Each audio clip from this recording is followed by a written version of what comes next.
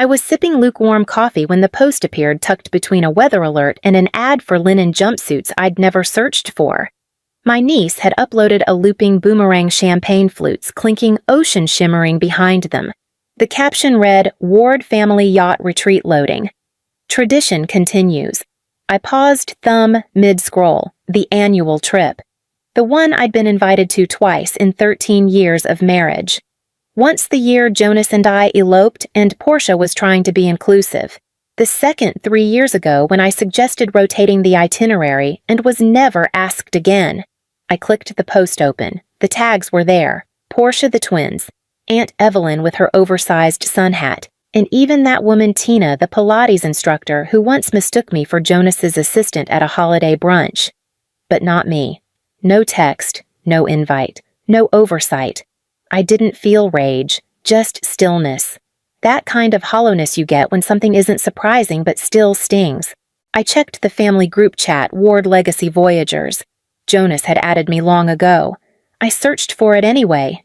Nothing. Either I'd been removed or it had quietly shifted to a new thread where my name never belonged. I put my mug down the crack near the handle, catching against my finger. I hadn't noticed it growing. That evening, Jonas breezed in, loosening his tie and kissing my cheek. His day had been fine. Mine had been invisible. "Did you see your sisters planning the yacht trip again?" I asked lightly. He frowned at his phone, then glanced up. "Yeah? I think Mom mentioned it. It's still early. I'm sure they'll add you." I nodded, like that meant something. After dinner, while he tuned out to stock alerts and half-watched baseball, I opened a blank note on my phone and titled it, "Things They Didn't Think I'd Notice." The first line I typed was, "Ward Family Yacht Retreat." No invite again. Then I closed the note, finished the dishes, and filed the feeling away, not as evidence, yet just memory. The next morning, I woke to the sound of my phone buzzing across the counter. A message preview blinked through the screen. Portia. The words underneath made my jaw lock. The message preview read, "Final cabin list confirmed." Excited, I tapped it open, expecting another group update I wasn't technically part of. But instead, what I saw was a screenshot clearly meant for someone else. A table of cabin assignments from the charter company. Neat columns, assigned bunks. My name crossed out with a red digital pen. Next to it, reassigned to Tina L. Tina, the woman who once asked if I managed Jonas's schedule. Beneath the image came a follow-up message. "Oops, wrong. Text. LOL. Just realized we might have missed reserving your spot. Total mix-up trip filled up faster than expected this year, but we'll catch up after, yeah." The emojis were like acid. I didn't respond. I knew I couldn't trust my fingers to stay polite. Later that afternoon, I showed Jonas the message. He read it once, then handed the phone back too quickly. "She probably just got overwhelmed." "Don't take it personally," he said, eyes sliding away like they always did when discomfort settled between us. I didn't answer him. Instead, I opened my laptop and pulled up the email receipts from last year's charter. A few keystrokes later, I found the name of the company, the email trail, and a copy of the joint ownership agreement I had signed, though only one of our names ever came up in conversation. I printed everything. One by one, each document came out clean and sharp. I slid them into a manila folder, the same kind I used for tax prep. On the tab, I wrote in careful pen truth. I didn't write to Portia. Didn't send a message to the family chat.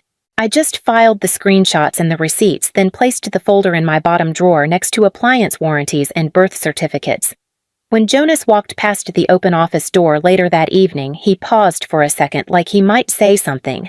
He didn't. I didn't need him to. I already knew what came next. I used to think it was better to let things go.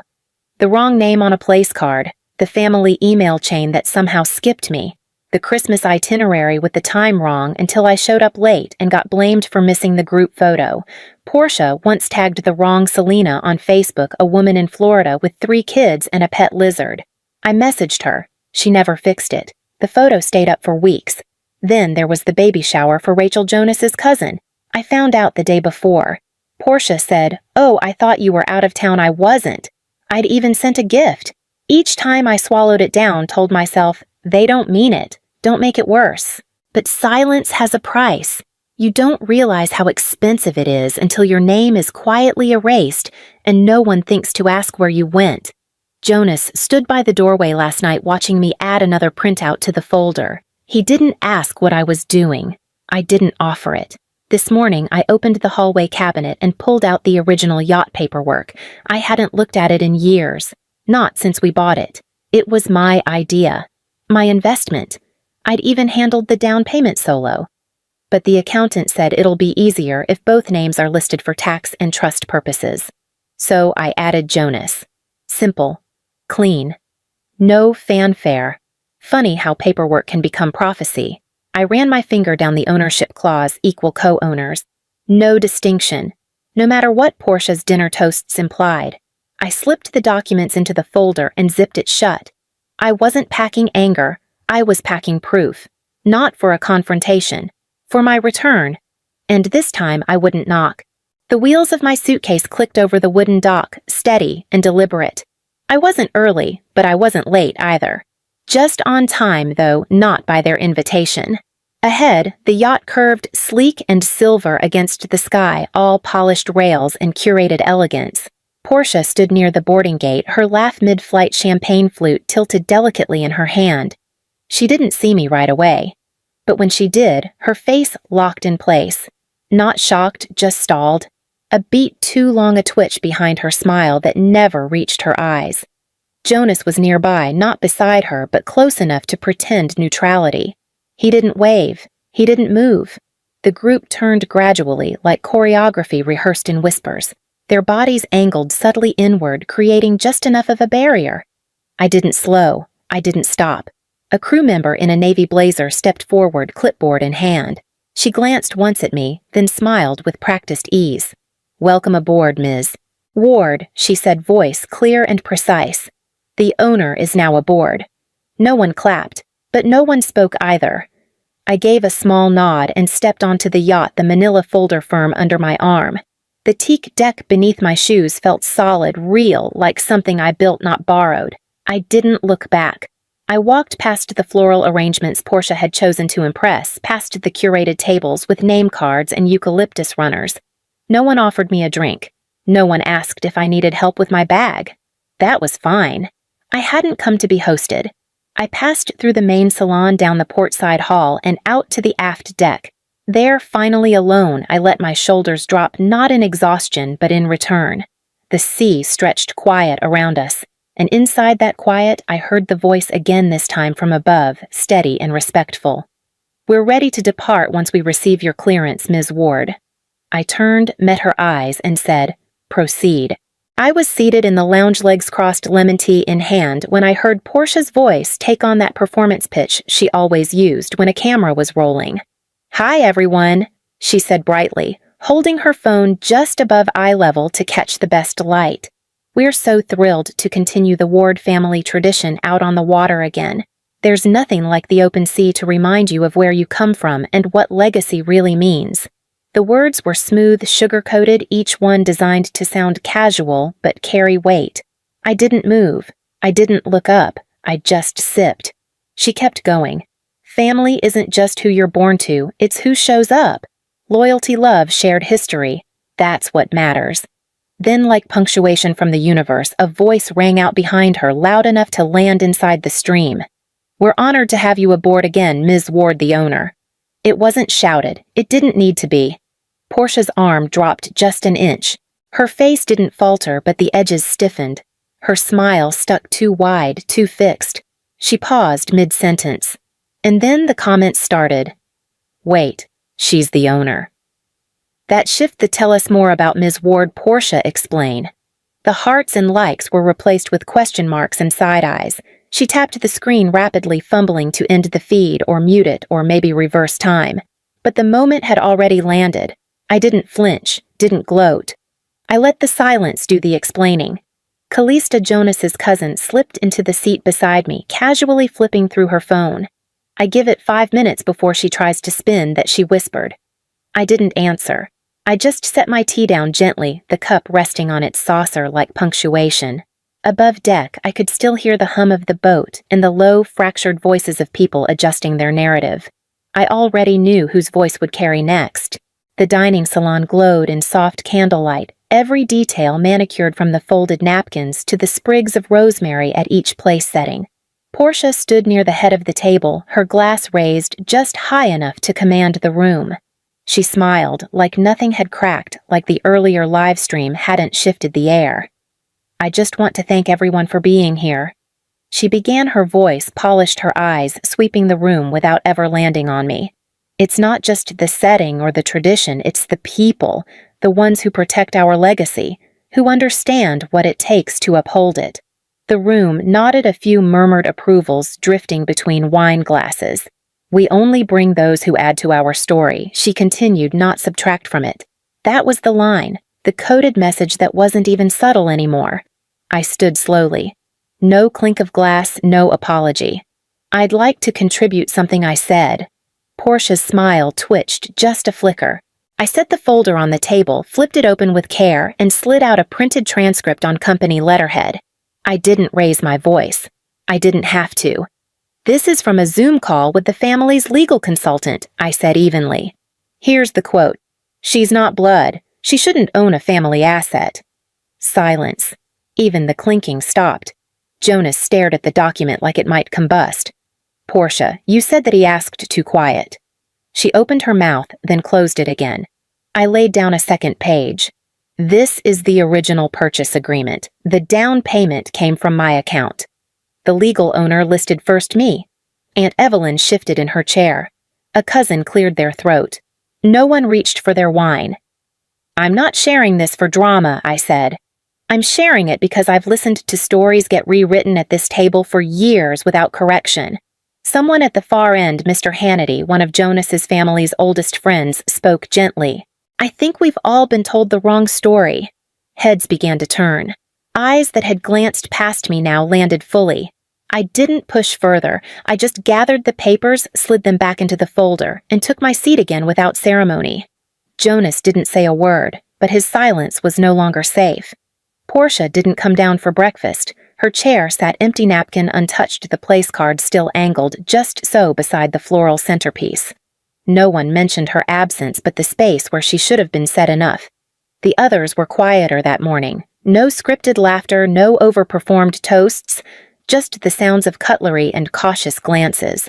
Aunt Evelyn poured me coffee without speaking, her hand steadier than usual. Across the table, Jonas's cousin Maddie offered a half smile, the kind that carried something heavier than apology. No one said they were sorry, but no one acted like I didn't exist either. Later, Jonas found me near the stern, leaning against the rail. He stepped beside me, not too close, but near enough to be heard over the wind. "I should have said something," he said after a long pause. "Every time she cut you out, every time you came to me with a look and I said, just let it go." I kept my eyes on the water. "You didn't erase me," I said, calm and measured, "but you didn't stop them either." He nodded once. I thought I was keeping the peace, he added, more to himself. I turned toward him, not angry, just done. "You kept her peace, not mine." He didn't defend it. He just stood there, letting the truth settle between us like mist. The rest of the day moved slowly, but with weight. People didn't avoid me. They didn't fawn either. They simply acknowledged with a touch to the shoulder, a second longer eye contact, a question asked directly instead of around me. Presence didn't need an invitation anymore. That night, as the sun dipped behind the marina and the last of the table was cleared, I returned to my cabin and placed the folder on the desk. Not to reread it, just to know it was still there. And then I opened my inbox to find one message waiting, sent from an old address I hadn't seen in months. The house felt different when I stepped inside. Not because anything had changed, but because I had. Same stack of unread magazines by the console table. Same scuff on the doorframe. But there was space in the silence now room that hadn't been there before. I placed the manila folder in the drawer beneath the credenza. Not hidden, not displayed. Just stored like a finished chapter. Later that evening, while sorting old mail, I found it wedged between a grocery list and a torn envelope, a note in my father's handwriting, blocky, neat, intentional. "Don't wait for a chair. Build the table." I sat with it for a long time, thumb grazing the edge. I didn't remember when he gave it to me, maybe after some quiet dinner where I'd nodded too much and spoken too little, but he must have noticed. He always did. The next morning, my phone buzzed with a message from Mira, Portia's youngest niece. 23, always watching, never speaking. I hope it's okay that I'm reaching out, she wrote. I've been thinking about everything on that trip. You're the only one in the family who built something herself. Not inherited, not married into. You made it. I'm applying to this business mentorship program and I was wondering if you'd look over my application. I typed back one word, yes. No hesitation, no expectations. Just yes. By Thursday, I had a guest list not for another formal dinner, but for brunch. Simple, light, real. I didn't invite everyone. Not out of spite, just clarity. Only those who saw me, who stayed after the silence. Jonas offered to cook the eggs. Callista brought lemon bars. Ronald came with his wife and a bottle of sparkling cider. Mira showed up early, notebook in hand. We sat around my dining table secondhand and refinished with mismatched chairs and real conversation. No one recorded it. No one performed. It wasn't the table they tried to keep me from. It was the one I had built. And as the laughter drifted through the open window, I heard a soft knock at the front door. The brunch didn't start with a toast. It started with someone laughing mid-sentence while peeling strawberries. Callista had brought too much lemon zest for the tarts, and Ronald couldn't stop sneaking extra spoonfuls of whipped cream onto his plate. Mira sat beside me asking questions with the kind of hunger I recognized not for food, but for direction. There were no cameras, no centerpieces curated for Instagram, just chipped mugs, second helpings, and voices overlapping in a way that didn't compete, just belonged. Jonas cleared the plates without being asked. He didn't announce it. He just stood, gathered the stack, and headed for the sink. I watched him from the doorway as he rinsed each one, slow and steady, sleeves rolled up like he remembered how to be in a room without performance. He caught my eye once, didn't say anything, didn't need to.